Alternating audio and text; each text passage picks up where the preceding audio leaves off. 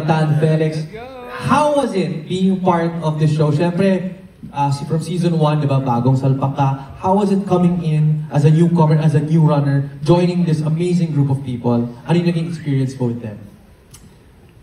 Hindi ko in-expect na magiging ganito kasi yung buong 43 days ko sa Korea. Nung una, iniisip ko, my God, 43 days? Kaya ko ba yun? Malulungkot ako. Ang dami kong mamimiss sa Pilipinas, yung pamilya ko, mga kaibigan ko. So parang sa akin, hindi po kasi sa loob kung pumunta ng 43 days. Parang masakit, mahirap umalis sa Pilipinas.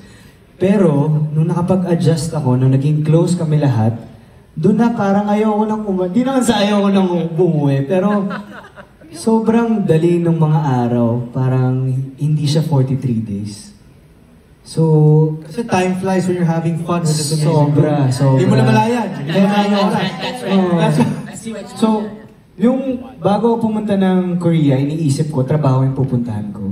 Pero hindi ko naramdaman ng trabaho ako during the 43 days. At yun naman talaga yung masarap na trabaho. Yung Yes. nag-enjoy ka lang, hindi mo mararamdaman yung stress and everything. That's true. Alright, thank you so